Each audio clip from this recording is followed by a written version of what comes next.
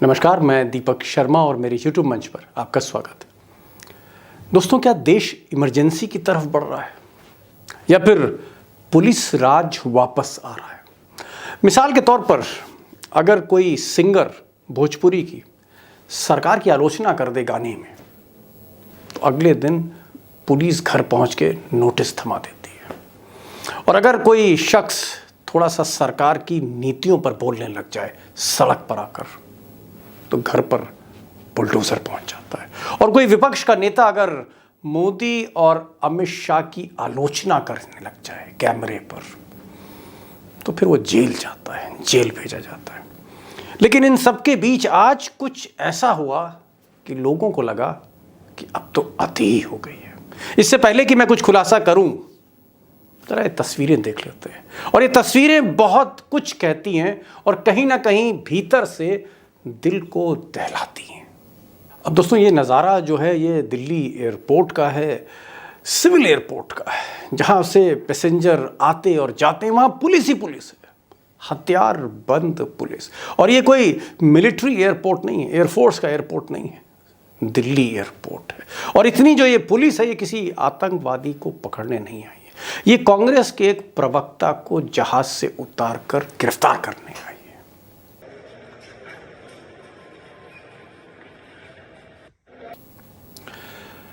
अब दोस्तों, ये जो पुलिस का भारी बंदोबस्त है, दरअसल कांग्रेस के जो प्रवक्ता हैं पवन खेड़ा, इनको गिरफ्तार करने के लिए असम से पुलिस आई थी दिल्ली।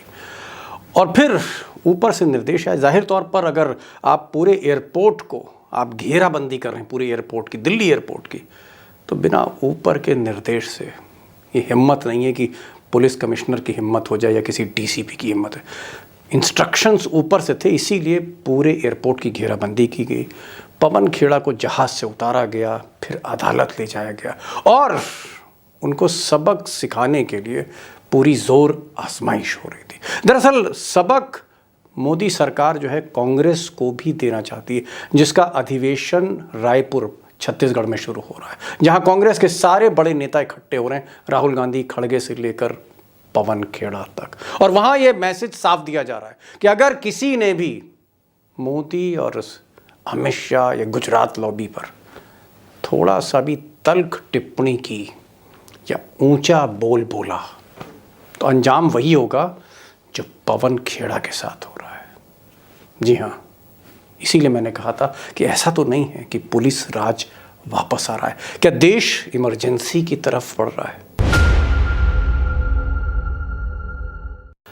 अब दोस्तों, बीजेपी का या गुजरात लॉबी का प्लान तो बड़ा जोरदार था इस बार। पवन खेड़ा को गिरफ्तार करना था, गिरफ्तार करके असम ले जाना था, असम ले जाके सलाखों के पीछे थाने में डालना था, फिर थाने में पूछताछ करनी थी, फिर जेल भेजना था। एक मैसेज देना था पूरे विपक्ष को, कांग्रेस को, कि अगर किसी ने भी नज़र तिरछी करी तो अंजाम पवन खेड़ा जैसा होगा। और कहीं ना कहीं पूरे विपक्ष को दहलाने की कोशिश थी, लेकिन ये प्लान पर या इस प्लान पर जो पानी फेरा, वो इस शख्स ने फेर दिया। और यही संविधान की ताकत है, यही अदालत की ताकत है कि चंद्रचूड़ जो चीफ जस्टिस ऑफ इंडिया हैं, जिस वक्त पवन खेड़ा की गिरफ्तारी हुई, वो एक मामले में सुनवाई कर रहे थे और तभी उन्होंने इस मामले का संज्ञान लिया कि देश की पुलिस किसी नेता को एक छोटे से मामले में जहाज से उतार कर जेल कैसे पहुंचा सकती है। और चंद्रचूड़ ने तभी अदालत लगा दी, उसी वक्त अदालत लगा दी और फैसला लिया कि आपको अंतरिम जमानत देनी पड़ेगी। और देश भर में जितनी भी एफआईआर दर्ज कराई जा रही हैं, उन सबको इकट्ठा किया जाए, एक किया जाए और मुकदमा एक जगह चलेगा। और ये एफआईआर क्यों हुई, इस तरह की धाराएं क्यों लगाई गई, चंद्रचूड़ इस पर भी अब सुनवाई करेंगे। यानी कुल मिलाकर जो चाल थी बीजेपी की, चाणक्य थी, उस पर पानी फिर दिया और देश को ये जता दिया, मोदी सरकार को ये जता दिया कि संविधान अभी जिंदा है, चंद्रचूड़ जैसा जज अभी इस देश में जिंदा है। अब दोस्तों, अगर देश भर में जहाँ जहाँ बीजेपी की सरकार है, वहाँ की पुलिस अगर पवन खेड़ा पे अलग अलग धाराओं में अलग अलग मुकदमे दर्ज कर रही है और उसको एक झटके में उसको एक झटके में उस पर पानी फेर दे रहे हैं chief justice Chandrachud.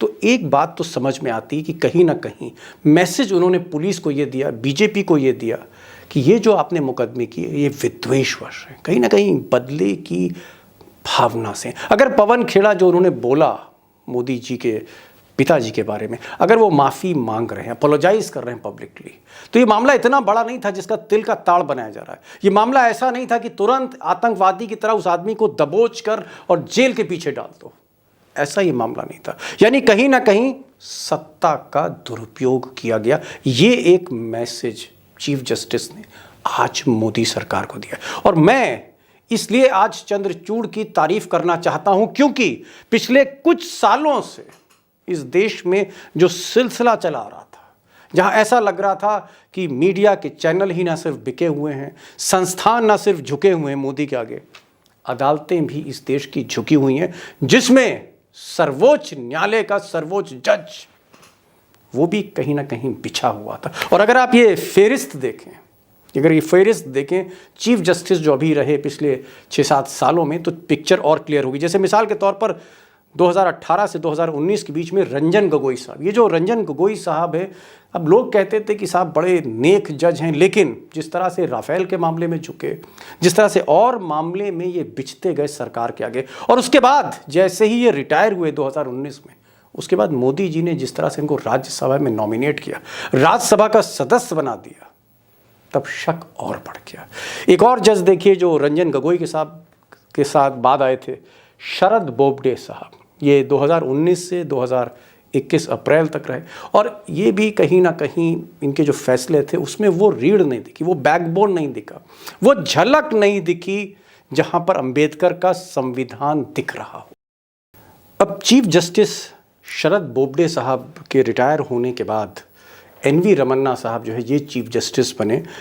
NV. Ramana दक्षिण भारत के थे, लोग कहते थे कि ईमानदार हैं, और ये भी कहते थे कि साहब कहीं ना कहीं इनके जो न्याय है उसमें पंच परमेश्वर की झलक मिलती है। कुछ मामले थे जैसे पेगासस जैसा मामला इनके सामने आया। रमन्ना साहब बिछे तो नहीं रंजन गोगोई की तरह या बोबडे साहब की तरह, ये बिछे तो नहीं, झुके तो नहीं, लेकिन कुछ इन्होंने ऐसा कोई फैसला भी नहीं दिया जिससे लगे कि मर्द है, ऐसा नहीं लगा। उसके बाद यूयू ललित आए, 73 दिनों के लिए रहे, 2022 अगस्त से लेकर नवंबर 2022 तक, और इन 3-4 महीनों में इन्होंने कोई बहुत बड़ा फैसला इसलिए लिया क्योंकि इनका जो टेन्योर था वो बहुत कम था। वैसे भी इनको गुजरात लॉबी के साथ जोड़कर देखा जाता था। बहरहाल यूयू ललित भी अपनी छाप नहीं छोड़ पाए, और उसके बाद आए डी.वाई. चंद्रचूड़। अब चंद्रचूड़ जो आए तो कहीं ना कहीं सरकार में घबराहट दिखी। सरकार में घबराहट इसलिए दिखी क्योंकि चंद्रचूड़ बहुत स्ट्रेट फॉरवर्ड आदमी है और मोदी के करीबी नहीं माने जाते। लोग तो ये भी कहते हैं कि चंद्रचूड़ और मोदी में रिश्ते बहुत अच्छे नहीं हैं। और उसके बाद चंद्रचूड़ ने जिस तरह से चीज़ों को अपने हाथ में लेना शुरू किया, जिस तरह से कॉलेजियम को लेके कहीं ना कहीं सरकार से टकराए, फिर कुछ उन्होंने रिफॉर्म्स की बात करी, और फिर जिस तरह से वो महाराष्ट्र का मामला सुन रहे हैं जहाँ पर शिवसेना की सरकार गिराई गई थी एक साजिश के तहत, वो मामला सुन रहे हैं, लंबी हियरिंग डे टू डे कर रहे हैं, और आज जिस तरह से उन्होंने पवन खेड़ा को 10 मिनट के अंदर अंतरिम जमानत दे दी, उससे ये लगता है जैसे सरकार कहीं ना कहीं हिल गई हो। मोदी जी को कहीं ना कहीं ऐसा लगा कि कोई तो है जो हवाओं के पर कतर सकता है, कोई तो है जो उनके सामने खड़ा हो सकता है। और जस्टिस चंद्रचूड़ ने आज एक मैसेज दे ही दिया, जो मैं पहले कह रहा था कि संविधान अभी जिंदा है। अब दोस्तों, जस्टिस चंद्रचूड़ ने बीजेपी के जो इरादे थे पवन खेड़ा को लेकर या बाकी को लेकर, उस पर जिस तरह से पानी फेर दिया आज, उससे एक चीज़ तो जाहिर होती है कि कहीं ना कहीं मोदी और अमित शाह बौखलाए हुए हैं, और जो भी डिसीशंस वो ले रहे हैं वो उसके पीछे कहीं ना कहीं बौखलाहट है। चाहे वो बीबीसी की डॉक्यूमेंट्री हो, चाहे वो अडानी की पर हिंडनबर्ग की रिपोर्ट हो, या फिर और भी बहुत से ऐसे मामले हैं जैसे महाराष्ट्र में जिस तरह से सरकार गिराई, या और भी जो कारगुजारियाँ पिछले कुछ महीने से। अब ये जो बौखलाहट है क्या बताती, क्या मोदी के पाँव से नीचे से ज़मीन खिसक रही है धीरे धीरे। मुझे लगता है कि चंद्रचूड़ जी का जो आज फैसला है, जो टिप्पणी है सरकार के ऊपर, पुलिस राज पे, और उसके बाद जिस तरह से मोदी की और अमित शाह की जो बौखलाहट दिखती है, इसको समझने के लिए कि 2024 में क्या मोदी वो 2014 वाले मोदी नहीं रहे, इसको समझने के लिए मुझे लगता है कि टाइगर से बेहतर कोई नहीं हो सकता, क्योंकि टाइगर मोदी और अमित शाह को भी जानते हैं और टाइगर महाराष्ट्र से आते हैं, जस्टिस चंद्रचूड़ को भी जानते हैं। मैं ज़्यादा समय नहीं लूँगा, सीधे चलता हूँ टाइगर के पास, अशोक वानखेड़े जी के पास।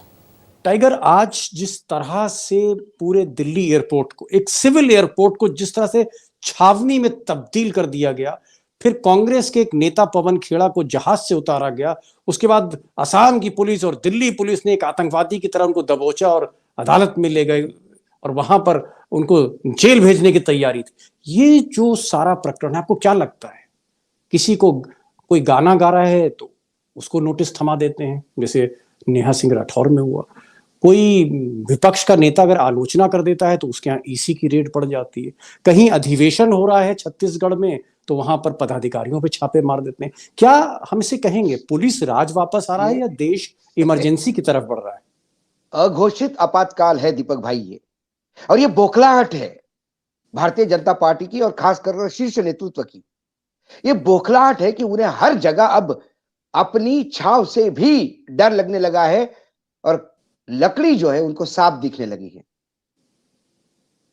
कांग्रेस से इतना डर कि अधिवेशन तो आप खोड़ा डाल ही रहे हैं, साथ में कर्नाटक में भी कुछ जगह पे ईडी की रेड हुई है, जो कांग्रेस समर्थक मतलब सिंपैथाइजर थे। चलो मैं तो मानता हूं तो रेगुलर रूटीन है, चुनाव है तो रेड है, लेकिन पवन खेड़ा ने ऐसा क्या बोल दिया था?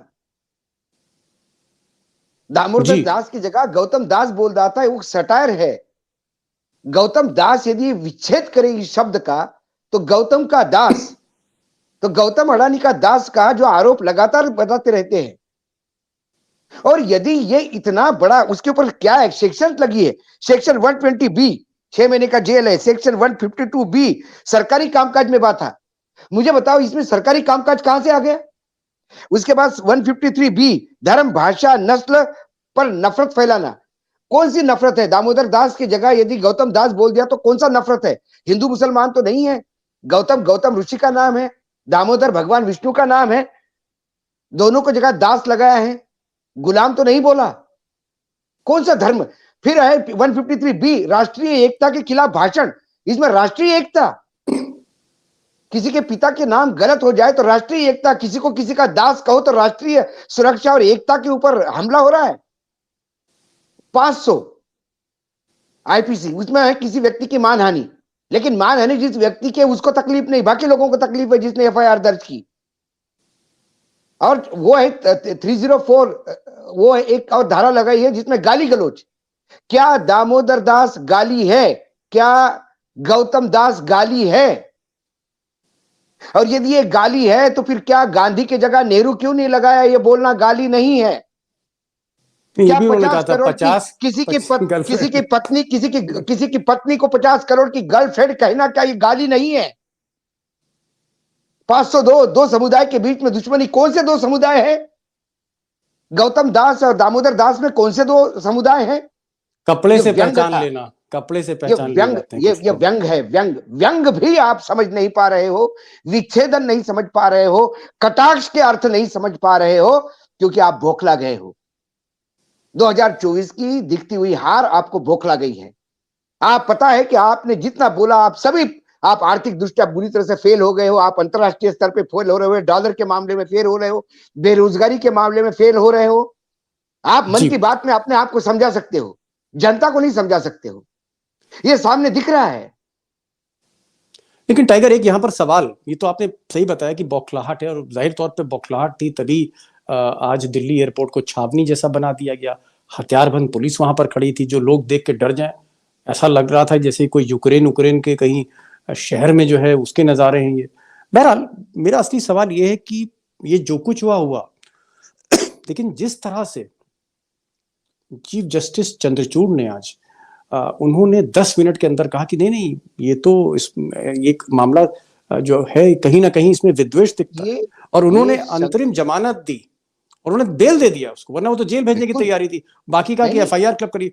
चंद्रचूड़ जो है आपको, उनका जो मैं आज हीरो स्टैंड मानता हूं। था। मैं चंद्रचूड़ जी को आज कम से कम इस क्षण पे सलाम करता हूं कि न्यायपालिका में लोगों का विश्वास जिंदा रखने का जो एक प्रण उन्होंने लिया था, वो कहीं ना कहीं संविधान की पूजा करते हैं। बाकी लोग संविधान के सामने नतमस्तक होकर उसको तिजोरी में बंद करने की बात करते हैं कि बहुत हो गया संविधान, अब आप चले जाइए, अब हम हमारे हिसाब से राज करेंगे। यदि संविधान के बारे में कोई कहता है तो संविधान को लागू करने का काम सर्वोच्च न्यायालय का है, और सर्वोच्च न्यायालय कर रहा है। बेतुका बात है, आप जहां जहां आपके राज्य में, आप आसाम में कंप्लेंट करते हैं, वो गुजरात में एक एमएलए कुछ बोल देता है, उसके खिलाफ आप वो ट्वीट करता है, आसाम में एफआईआर दर्ज होती है। ये एफआईआर कब दर्ज हुई दीपक जी? ये एफआईआर मंगलवार को रात को दर्ज हुई, बुधवार को सुबह पुलिस दिल्ली में 1000 किलोमीटर दूर पुलिस लेने आती है। क्या पवन खेड़ा इस देश के सुरक्षा के लिए इतने घातक है, क्या आतंकवादी है आपको क्या आपको लगता कि है 12 राहुल की? घंटे के अंदर बाय फ्लाइट पुलिस पहुंचती है? एक जगदीश मेवानी एमएलए क्या इस देश के लिए घातक हो सकता है? 1000 किलोमीटर पुलिस पहुंच के उसको ले जाती है। ये है क्या? संघीय ढांचे पे सवाल खड़ा कर रहे हैं। क्या सिर्फ सरदार वल्लभ भाई की पटेल की मूर्ति बड़ी करने से आप भाई वल्लभ भाई पटेल के प्रशंसक नहीं कहलाएंगे? सरदार वल्लभ भाई पटेल की विचारधारा को आत्मसात करना होगा। एक एक राज्य को उन्होंने जोड़ा और एक भारत का संघीय ढांचा खड़ा किया। आज संघीय ढांचा पे सवाल उठ रहा है। जहां कांग्रेस का राज है वो बीजेपी के खिलाफ सवाल एफआईआर करेंगे, जहां आम आदमी पार्टी का राज है वो अपने विरोधियों के खिलाफ एफआईआर करेंगे और अपने वहां से लोग लेके जाएंगे। कोई भी उठ के कहेगा कि भाई मुझे बड़ी हानि हुई है। जिन लोगों ने एफआईआर दर्ज किया वो कहते कि मेरे प्रधानमंत्री के प्रति मुझे बहुत दुख हुआ है। तो क्या 12 करोड़ लोगों ने भी वोट दिया है कांग्रेस को? जब नेहरू गांधी परिवार होता तो 12 करोड़ लोग आहत नहीं है। किसी को पप्पू कहते हो तो वो आहत नहीं है। किसी को कहते हो, किसी की पत्नी को कहते हो कि तुम 50 करोड़ की गर्लफ्रेंड हो तो आहत नहीं है। टाइगर, एक चीज यहाँ आज पर भी जो सोनिया आज गांधी, आज भी सोनिया गांधी, वो गांधी होते हुए भी उसके अपने मायके के नाम से बुलाते हैं स्पोक्स पर्सन बीजेपी के। क्या वो अपमान नहीं है? उन पे ये जी धाराएं लागू नहीं हो सकती। लेकिन राजनीति में कटाक्ष, डिस्कशन, विरोध, इसकी जगह होनी चाहिए। और यदि आप में ये माध्यम नहीं है, यदि आप में सहनशीलता नहीं है, तो फिर आप जी दूसरे पे भी कटाक्ष ना करें। आप करें तो रासलीला, दूसरे करें तो व्यभिचार। ये कहां का कानून है भाई? टाइगर, यहाँ पर एक पूछना चाहूंगा, चंद्रचूड़ पे मैं आता हूँ। चंद्रचूड़ जो आपके महाराष्ट्र से आते हैं, और हमने उनको देखा जब इलाहाबाद हाईकोर्ट के चीफ जस्टिस थे तो वहां भी बड़े सख्त फैसले लिए थे। और लोग ये भी कहते हैं कि मोदी से उनके बहुत अच्छे रिश्ते नहीं है, जो रंजन गोगोई से रिश्ते थे। रंजन गोगोई या फिर बोबडे, चीफ जस्टिस बोबडे, या और भी दीपक मिश्रा जो चीफ जस्टिस है, मोदी काल में जो बाकी चीफ जस्टिस थे, यूयू ललित, उनसे चंद्रचूड़ कितने अलग हैं? और चंद्रचूड़ में आप किस उम्मीद को देखते हैं? बोबड़े जी भी महाराष्ट्र से आते थे। मैं वैयक्तिक तो बोलता हूं खुद का, अशोक वानखड़े, बोबड़े जी का नाम आने के बाद मैं शर्म से नीचे मुंडी कर लेता था। लेकिन आज वाकई मेरा सीना चौड़ा हुआ। एक मराठी होने का मेरे को गर्व है, और मुझे गर्व है आज हमारे चीफ जस्टिस पर, गर्व है चंद्रचूड़ साहब पर, गर्व है उस न्यायपालिका पर कि जो संविधान की शपथ लेता है तो वाकई संविधान को मानता है। संविधान की शपथ जहां फॉर्मेलिटी नहीं रही है, मुझे गर्व है उस बात का। मैं ये नहीं चंद कहता हूं कि पवन खेड़ा ने सही किया या गलत किया, लेकिन पवन खेड़ा को एयरपोर्ट से फ्लाइट के अंदर से उतारने के लायक वो गुनाह भी नहीं था। हो सकता है वो गुनाह हो कानून में, मैं कानून का ज्ञाता नहीं हूं, लेकिन इतना बड़ा गुनाह नहीं है। ये राष्ट्रीय एकता और सुरक्षा को खतरा नहीं है। यदि वो रायपुर उतर के, रायपुर यदि उसको आप पूछते, क्योंकि आपको पता था कि रायपुर में कांग्रेस की सरकार, आसाम में ऐसी कई चीजें हैं। आसाम का यदि आप क्राइम ग्राफ देखें, एक शो इस पे करिए दीपक भाई। ये आसाम के जो मुख्यमंत्री है, ये 2-2 मिनट के अंदर मुझे रातों रात पुलिस भेज के कभी गुजरात से कभी दिल्ली एयरपोर्ट से लोगों को अरेस्ट करते हैं। महाराष्ट्र की इतने, सरकार भी तो असम में ही बनी थी। हाँ शिंदे भी नहीं, तो वो असम तो में ही रुके थे। आसाम तो एक ऐसा ग्रह हो गया है कि जो भी बीजेपी के खिलाफ, जो भी बीजेपी के साथ हो, बीजेपी के विरोधियों के खिलाफ जो भी दुखी हो, वॉर रूम उनका है, कोप बीजेपी का भवन, ऑपरेशन उन थिएटर है वहां पर। ऑपरेशन थिएटर है, वो कोप भवन हो गया है। कुछ हो गया आसाम, कुछ हो गया आसाम, वो झारखंड के लोग भी पकड़े जाते हैं, वो भी कहते हैं आसाम से आ रहे थे पैसे, उनके आरोप है। हम तो नहीं कह रहे आरोप जो सामने आए हैं कलकत्ता में पकड़े गए। कुल मिलाकर यदि आपको ये लगता है कि आप विरोधियों का मुंह बंद करेंगे, तो देखिए घोषित इमरजेंसी लागू की है आपने। क्या आपको लगता है, क्या इमरजेंसी लागू की थी, घोषित इमरजेंसी इंदिरा गांधी ने लागू की थी, और इस देश ने उस इमरजेंसी के खिलाफ आवाज उठा के तानाशाह को घर भेजा था। यह इतिहास है इस देश का, और ज्यादा पुराना इतिहास नहीं है। तो वर्तमान में जो सत्ता में है वो इस बात का ख्याल रखे। इस देश की जनता चुप सहती है क्योंकि सहनशीलता जनता में है। इसके मायने जनता को मूर्ख ना समझे। एक चीज टाइगर यहाँ पूछना चाहेंगे, ये जो जब से अडानी प्रकरण हुआ है और हम देख रहे हैं कि पिछले 15-20 दिनों से अडानी का जो मार्केट शेयर है, उनकी जो कंपनियां हैं शेयर मार्केट में नीचे आ रही हैं, औंधे मुंह उनकी जो कंपनियों के जो शेयर हैं लुढ़कते चले जा रहे हैं उनके भाव। तो अडानी का क्राइसिस एक तरफ बढ़ रहा है, अडानी को मोदी से जोड़कर देखा जा रहा है, और दुनिया भर में जितने बड़े अखबार हैं वो अडानी मोदी अब लिखने लगे हैं। कभी फोर्ब्स लिख देता है, तो कभी वॉशिंगटन पोस्ट में छपता है, कभी न्यूयॉर्क टाइम्स में छपता है, हिंडनबर्ग का हवाला होता है। आपको लगता है कि मोदी या ये गुजरात लॉबी पे प्रेशर बहुत ज्यादा है और इसलिए अब ये जबरदस्त पुलिस को आगे कर दिया गया है? बीबीसी की डॉक्यूमेंट्री जब रिलीज हुई और ब्रिटेन के प्राइम मिनिस्टर ने कहा कि ये डॉक्यूमेंट्री में कोई दम नहीं है, ये गलत है, तो उसको महिमा मंडित करते हुए हर बीजेपी का स्पोक्स पर्सन उनको कोट कर रहा है। लेकिन उसी पार्लियामेंट ने कहा कि बीबीसी पे हुए छापों पे हमको सोचना पड़ेगा, ये आजादी अभिव्यक्ति की आजादी पे हमला है। तो आज बीजेपी के प्रवक्ता कहां गए? क्यों सरकार आज चुप है? क्यों हमारे परराष्ट्र मंत्री आज नहीं बोलते कि ब्रिटेन का सांसद मूर्ख है, ब्रिटेन के सांसदों को कोई अधिकार नहीं है हमारे भारत के इसमें बोलने के लिए? है जयशंकर जी में हिम्मत ब्रिटेन को ललकारने की? उन्होंने तो बोल दिया बीबीसी का साथ देंगे। बीबीसी, उसके बाद हिंडनबर्ग की रिपोर्ट ही नहीं है, विकिपीडिया ने भी नया सामने मार्केट में एक चीज लाई है। उन्होंने कहा कि पिछले 10 साल से लगातार फेक अकाउंट से गलत इंफॉर्मेशन देके अपने कंपनी को बड़ा चढ़ा के बता रहे हैं अडानी ग्रुप। ये विकिपीडिया ने उसके लिए एक टर्म बता दिया, और उस टर्म के हिसाब से उन्होंने कहा कि हमने कई लोग साक पपिट, ये वो लोग हैं जो फेक आईडी बना के माल परोसते हैं मार्केट में। उन्होंने कहा कि जो अडानी जी के राइटअप है उसमें फिर कुछ चीजें जोड़ी जाती है और उनको महिमा मंडित किया जाता है और वो सब फेक होती है।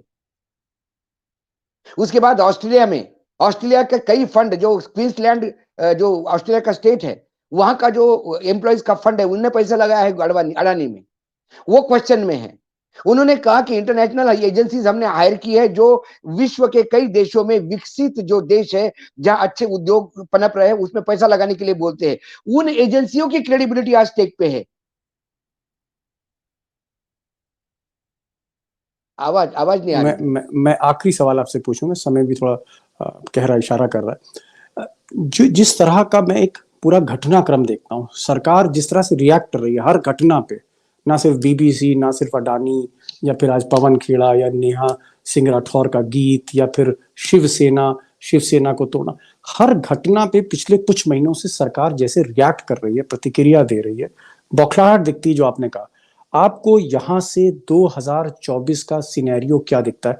क्या मोदी जी एक मुश्किल जमीन पर खड़े दिखाई देते हैं? क्या मोदी जी वो 2019 वाले मोदी नहीं दिखते और वाकई उनको संघर्ष करना पड़ेगा अगर तीसरी बार शपथ लेनी है उनको?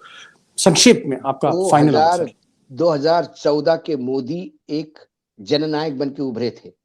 2019 के मोदी एक अरोगंट मोदी करके उभरे थे, बहुत ज्यादा उनमें दम था। और 2024 के मोदी बौखलाहट वाले मोदी दिखाई देंगे आपको।